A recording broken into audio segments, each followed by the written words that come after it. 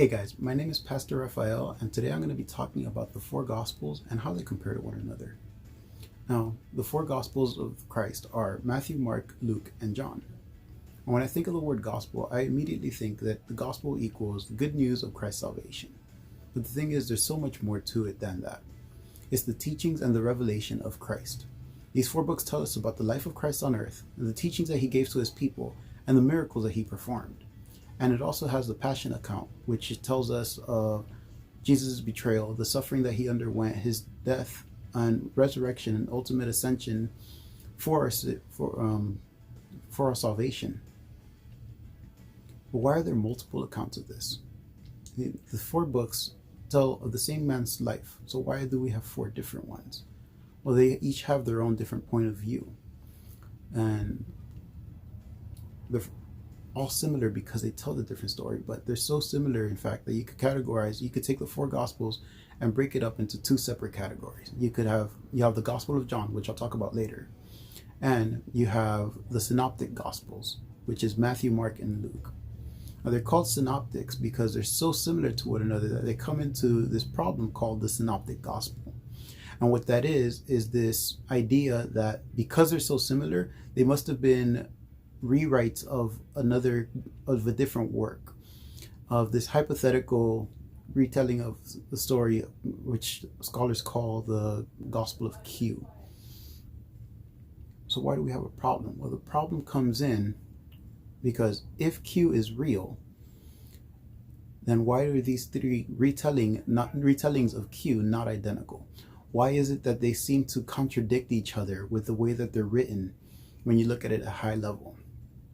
And the thing is, these three accounts are, I believe, unique. These three accounts are tellings of an individual story of an individual man who walked this earth, and they were all written within the lifetimes of people that knew Jesus Christ himself. So if there were gross exaggerations within these, the people that knew Jesus could easily debunk these. But where the contradictions come in is when you take into account that these three unique accounts of the same story have different themes behind it. There's a different purpose for why they're written. We're going to go into that now. So we have the book of Matthew first. Matthew was an apostle of Jesus Christ. He was one of the 12 apostles. He was one of Jesus' disciples. Matthew's gospel was written in Greek to a particular group of people, mainly Greek-speaking Jewish people. Now, even though the author wrote to a certain group of people, it doesn't mean that it doesn't have a worldwide outlook. Now, the main purpose of the book of Matthew was to prove that Jesus Christ is the Messiah, which means that he's the anointed one. The Gospel of Mark is slightly different. The author Mark is John Mark, who was a close associate to Peter. Now, Peter was one of the disciples. Mark focuses more on what Jesus did instead of what he said. Now, the purpose of the Gospel of Mark is Mark's Gospel is simple and holds an important account of the ministry of Jesus Christ. The third account in the Synoptics is Luke. Now, Luke was a physician he had interviews and went around and interviewed other eyewitnesses of Christ to know what it is. And Luke's gospel is written to strengthen the faith of all believers and to give answers to those who are unbelievers. So when you look in a little bit deeper, you see that there's different purposes. That's why there's seemingly contradictions. And the fourth gospel is the Gospel of John. John took a completely different approach, so you can't even compare him to the Synoptic Gospels.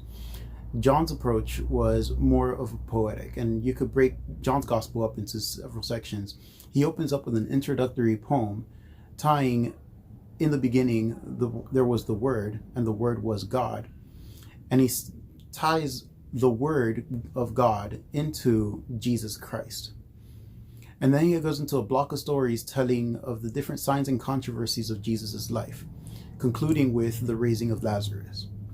Now, each of these stories have a very similar pattern, saying that Jesus makes a claim about himself or performs a sign, and then the results are understood or misunderstood by the people, or there's controversy, causing people to have to make a decision of themselves of who this Jesus Christ actually is. And then after Lazarus is raising, there's a shift in there of Jesus' final words to his disciples and his final teachings.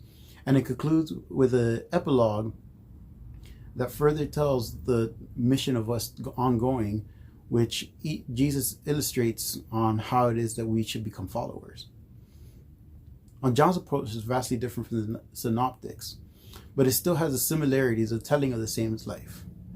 So in conclusion, today I talked about the four Gospels and how they compare to one another, and how we could lump up one or three of the Gospels as Synoptics, and what the Synoptic problem is, and how it is that we could come to resolution from the Synoptic Gospel when you take a little deeper look as to why it is that they were written the way that they were.